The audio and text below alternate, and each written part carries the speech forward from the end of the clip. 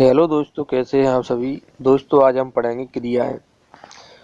तो दोस्तों अगर आपको हमारी वीडियो अच्छी लगती है करें और बेल आइकन घंटी पर जरूर क्लिक करें, जिससे आने वाली हर वीडियो का नोटिफिकेशन आपको मिलता रहे। तो चलिए दोस्तों, आज हम क्रिया के बारे में पढ़ेंगे, वर्ब के बारे में पढ़ेंगे। तो क्रिया क्या होती है। जिन शब्दों से किसी काम के कराने या होने का ज्ञान हो उसे क्रिया कहते हैं। जिन शब्दों से किसी काम को कराने या होने का बोध हो उसे क्या कहते हैं, हम क्रिया कहते हैं। दूसरे शब्दों में, जिस शब्द से किसी काम को कराना या होना समझाया जाए उसे क्रिया कहते हैं।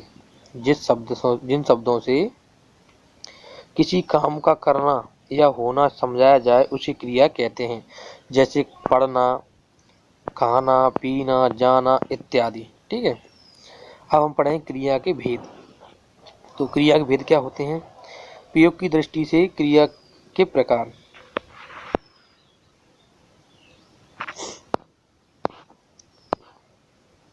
प्रेरणार्थक क्रिया, यौगिक क्रिया, द्विकर्मक क्रिया, संयुक्त क्रिया, सहायक क्रिया, नामबोधक क्रिया और पूर्वकालिक क्रिया। तो 7 प्रकार की हैं। इस प्रकार हम सातों को पढ़ेंगे। चलिए हम सबसे पहले शुरू करते हैं। प्रेरणार्थक क्रिया। जिन क्रिया से इस बात का बोध हो कि कर्ता स्वयं कर्ता न होकर किसी दूसरे को कार्य करने के लिए प्रेरित करता है उसे प्रेरणार्थक क्रिया कहते हैं। क्या? जिन क्रियाओं से किसी बात का बोध हो, कर्ता स्वयं कार्य न करके दूसरे को कार्य करने के लिए प्रेरित करता है उसे प्रेरणार्थक क्रिया कहते हैं। जैसे काटना से कटवाना, ठीक है, करना से कराना। एक अन्य उदाहरण इस प्रकार है, मोहन मुझसे किताब लिखवाता है।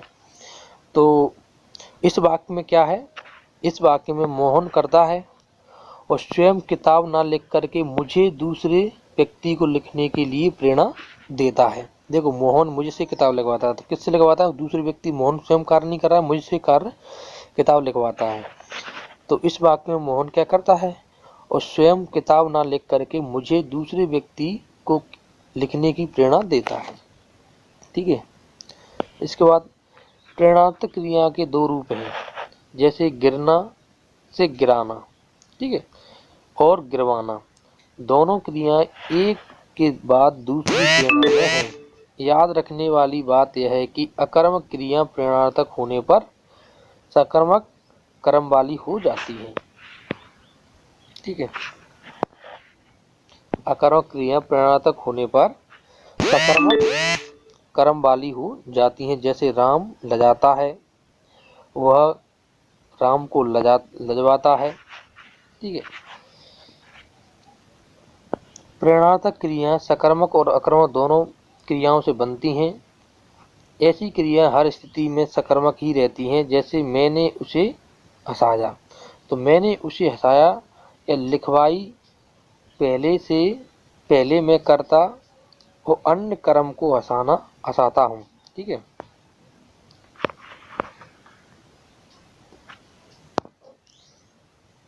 और दूसरे में करता, दूसरे को किताब लिखने को प्रेरित करता हूँ। इस प्रकार हिंदी में प्रेरणार्थक क्रियाओं के 2 रूप चलते हैं। ठीक, 2 रूप चलते हैं। प्रथम में ना और दूसरे में बाना का प्रयोग होता है, हंसना, हंसवाना। ठीक है। इसे मूल है क्या, उठना, उड़ना, चलना, देना, जीना, लिखना, जाना, सोना, पीना, देना, ये सब क्या है, प्रेरणार्थक क्रिया। ठीक है। इसके बाद हम पढ़ेंगे यौगिक क्रियाएं। क्या पढ़ेंगे, यौगिक क्रियाएं।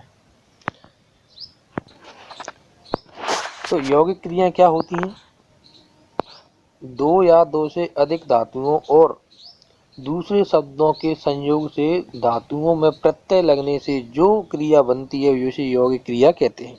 देखिए क्या है, 2 या 2 से अधिक धातुओं और दूसरे शब्दों के संयोग से या धातुओं में प्रत्यय लगने से जो क्रिया बनती है उसे हम यौगिक क्रिया कहते हैं। जैसे देखिए चलना, तो इसमें क्या आ जाएगा, चल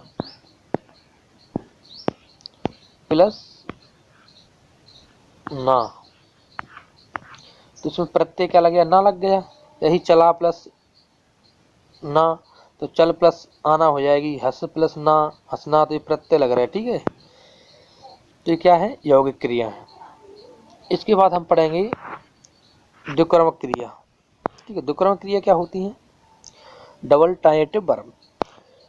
जिन क्रिया के दो क्रम होते हैं उसे द्विक्रमक क्रिया कहते हैं। जिन क्रिया के दो क्रम होते हैं उसे द्विक्रमक क्रिया कहते हैं।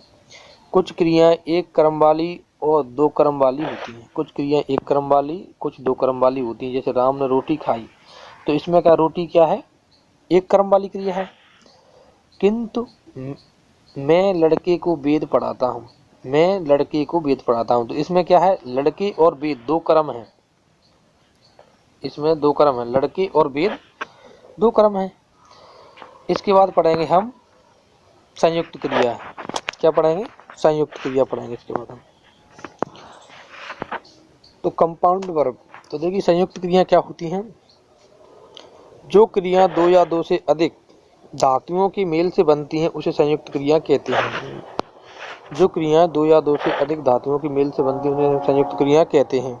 जैसे घनश्याम रो चुका है, घनश्याम रो चुका, किशोर रोने लगा, वो घर गया। ठीक है, इन वाक्य में रो चुका, रोने लगा और पहुंच गया संयुक्त क्रिया है। ठीक है, इसके बाद हम पढ़ेंगे विधि और आज्ञा को छोड़कर सभी क्रियाएं दो या दो से अधिक क्रियाओं के योग से बनती हैं। विधि और आज्ञा को छोड़कर सभी क्रियाएं दो या दो से अधिक क्रियाओं के योग से बनती हैं, किंतु संयुक्त क्रियाएं इनसे भिन्न होती हैं। ठीक, संयुक्त क्रिया क्या है, इनसे भिन्न होती हैं। ठीक है, क्योंकि जहाँ एक और साधारण क्रियापद हो, रो, सो, खा इत्यादि धातुओं से बनती हैं, वहीं दूसरी जो संयुक्त क्रिया होना, आना, जाना, रहना, रखना, उठाना, लेना, पाना, पढ़ना, डालना, सकना, चुकना, लगना, करना, भोजन, चाहना इत्यादि क्रियाओं के योग से बनती है, क्या, संयुक्त क्रिया है। ठीक है, और जो साधारण क्रिया जो होती हैं, वो हो, सो, साधारण क्रिया क्या है, हो, सो, रो इत्यादि धातुओं से बनती है। वहीं दूसरी जो संयुक्त क्रिया कौन कौन से बनती है, होना, आना, जाना, रहना, रखना, उठना, लेना, तो इस प्रकार सब पढ़ लेना। इसके बाद हम पढ़ेंगे इसके अतिरिक्त सकर्मक और अकर्मक दोनों प्रकार की संयुक्त क्रिया बनती है। जैसे अकर्मक क्रियाएं, लेट जाना, गिर पड़ना। सकर्मक क्रियाएं कौन कौन सी हो जाएंगी, बेच लेना, काम करना, बुला लेना, मार देना। ठीक है, तो ये क्या सकर्मक क्रिया हो गई। अब हम पढ़ेंगे संयुक्त क्रियाओं के बारे में। ये संयुक्त क्रिया की एक विशेषता यह है कि उसकी पहली क्रिया प्रायः प्रधान होती है और दूसरी उसके अर्थ में विशेषता उत्पन्न करती है। जैसे मैं पढ़ सकता हूँ, इसमें सकना क्रिया पढ़ना। ठीक है, क्रिया के अर्थ में विशेषता उत्पन्न करती है। हिंदी में संयुक्त क्रियाओं के प्रयोग अधिक होते हैं, संयुक्त क्रियाओं के। ठीक है, तो देखिए यदि यह संयुक्त क्रिया के क्या दिए, भेद दिए हैं, तो अर्थ के अनुसार संयुक्त क्रिया के 11 भेद हैं। तो क्या, आरंभ बोधक, तो क्या आरंभ बोधक में जिस संयुक्त क्रिया से क्रिया के आरंभ होने का बोध होता है उसे हम क्या कहते हैं, आरंभ बोधक संयुक्त क्रिया कहते हैं। जैसे वह पढ़ने लगा, पानी बरसने लगा, राम खेलने लगा, तो ये कब सब क्या है, ये आरंभ बोधक। जिस संयुक्त क्रिया से क्रिया के आरंभ होने का बोध होता है उसे आरंभ बोधक संयुक्त क्रिया कहते हैं। ठीक है, इसके बाद हम पढ़ेंगे समाप्ति बोधक। देखिए समाप्ति बोधक क्या होता है, जिस संयुक्त क्रिया से मुख्य क्रिया की पूर्णता व्यापार की समाप्ति का बोध हो वह समाप्ति बोधक क्रिया संयुक्त क्रिया कहलाती है। जैसे वह खा चुका है, वह पढ़ चुका है, धातु के आगे चुकना जुड़ने से समाप्ति बोधक संयुक्त क्रिया बनती हैं। ठीक है, चुका है, ठीक है, चुकना है, जोड़ने से समाप्ति बोधक संयुक्त क्रियाएं बनती हैं। ठीक है, अब हम पढ़ेंगे अवकाश बोधक, जिससे क्रिया को निष्पत्र करने के लिए अवकाश का बोध हो, वह अवकाश बोधक संयुक्त क्रिया है। मुझे मुश्किल से सोने पाया, जाने न पाया। मुझे मुश्किल से सोने पाया, जाने न पाया। तो अवकाश बोधक, इससे क्रिया को निष्पन्न करने के लिए अवकाश का बोध हो, वह अवकाश बोधक संयुक्त क्रिया कहलाती है। इसके बाद हम पढ़ेंगे अनुमति बोधक, जिससे कार्य करने की अनुमति दिए जाने का बोध हो, वह अनुमति बोधक संयुक्त क्रिया है। जिससे कार्य करने की अनुमति दिए जाने पर वह अनुमति बोधक संयुक्त क्रिया कहलाती है। जैसे मुझे जाने दो, मुझे बोलने दो, यह क्रिया देना धातु के संयुक्त योग से बनती है। देना धातु के, मुझे जाने दो, मुझे बोलने दो, यह क्रिया क्या देना धातु के योग से बनती है। ठीक है, इसके बाद पढ़ेंगे हम नित्य बोधक, जिस कार्य की नित्यता, उसके बंद न होने या भाव प्रकट हो, वह नित्याबोधक संयुक्त क्रिया है। जैसे हवा चल रही है, ठीक है, नित्याबोधक, जिसे कार्य की नित्यता, उसके बंद न होने का भाव प्रकट करती हो, वह नित्याबोधक संयुक्त क्रिया है। हवा चल रही है, पेड़ बढ़ता गया, तोता पढ़ता रहा। मुझे क्रिया के आगे जाना या रहना जोड़ने से नित्याबोधक संयुक्त क्रिया बनती है। इसके बाद हम पढ़ेंगे आवश्यकता बोधक, जिससे कार्य की आवश्यकता या कर्तव्य का बोध हो, वह आवश्यकता बोधक संयुक्त क्रिया है। वह काम मुझे करना पड़ता है, तुम्हें यह काम करना चाहिए। साधारण क्रिया के साथ पढ़ना चाहिए, होना चाहिए। क्रिया को जोड़ने से आवश्यक बोधक संयुक्त क्रिया बनती हैं। ठीक है, इसके बाद आ जाएगा निश्चय बोधक, जिस संयुक्त क्रिया से मुख्य क्रिया के व्यापार की निश्चितता का बोध हो, वह निश्चितता का बोध संयुक्त क्रिया कहते हैं। जैसे वह बीच ही में बोल उठा, उसे कहा मैं मार बैठूंगा, वह गिर पड़ा, अब दे ही डालो। इस प्रकार की क्रियाओं में पूर्णता और नित्यता का भाव वर्तमान में है। ठीक है, इसके बाद हम पढ़ेंगे इच्छा बोधक, इससे क्रिया करने की इच्छा प्रकट होती है। वह घर आना चाहता है, मैं खाना चाहता हूँ। क्रिया के साधारण रूप में चाहना क्रिया जोड़ने से इच्छा बोधक संयुक्त क्रिया बनती है। हम पढ़ेंगे अभ्यास बोधक, इससे क्रिया के करने से के अभ्यास का बोध होता है। सामान्य भूतकाल की क्रिया में करना क्रिया लगाने से अभ्यास बोधक संयुक्त क्रिया बनती है। जैसे यह पढ़ा करता है, तुम लिखा करते हो, मैं खेला करता हूँ। तो ये क्या अभ्यास बोधक क्रिया है, अभ्यास हो रहा है इसमें। ठीक है, इसके बाद हम पढ़ेंगे 10वां शक्ति बोधक, इससे कार्य करने की शक्ति का बोध होता है। मैं चल सकता हूँ, चल सकता है, ये शक्ति का बोध है। वह बोल सकता है, इससे सकना क्रिया जोड़ी जाती है। ठीक है,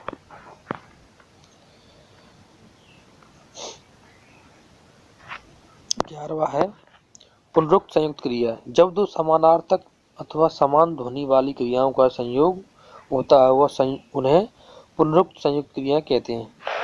वह पढ़ा लिखा करता है, वह यहाँ प्रायः आया जाया करता है, पड़ोसियों से बराबर मिलते जुलते रहते हैं। ठीक है, ये पुनरुक्ति संयुक्त क्रिया है। अब इसके बाद हम पढ़ेंगे 5वां नंबर है सहायक क्रिया हेल्पिंग वर्ब। तो सहायक क्रिया हेल्पिंग वर्ब क्या होती है? सहायक क्रियाएं मुख्य रूप से साथ प्रयुक्त होकर अर्थ को स्पष्ट एवं पूर्ण करने में सहायक करती हैं। क्या करती हैं? सहायक क्रिया मुख्य रूप से मुख्य क्रिया के साथ प्रयुक्त होकर अर्थ को स्पष्ट एवं पूर्ण करने में सहायता प्रकट करती हैं। जैसे मैं घूम सकता हूँ, यहाँ जाना मुख्य क्रिया है और घूम सहायक क्रिया है। ठीक है, वे हंस रहे थे, यहाँ हंसना क्या मुख्य क्रिया है और रहे थे सहायक क्रिया है। ठीक है, अब पढ़ेंगे 6वां है नामबोधक क्रिया, संज्ञा अथवा विशेषण के साथ क्रिया जोड़ने से जो संयुक्त क्रिया बनती है उसे नामबोधक क्रिया कहते हैं। जैसे संज्ञा लाठी, रक्त, ठीक है। विशेषण क्या है? दुखी, पीला, ये क्या है? विशेषण, ठीक है। द्रष्टव्य नामबोधक क्रियाएं संयुक्त क्रिया नहीं है। संयुक्त क्रिया दो क्रियाओं के योग से बनती हैं और नामबोधक क्रियाएं संज्ञा और विशेषण के मेल से बनती हैं। दोनों में अंतर यही है, ठीक है। नामबोधक क्रिया संयुक्त क्रिया नहीं है। संयुक्त क्रिया दो क्रियाओं के योग से बनती हैं, जबकि नामबोधक क्रिया संज्ञा और विशेषण के योग से बनती हैं। दोनों में अंतर यही है।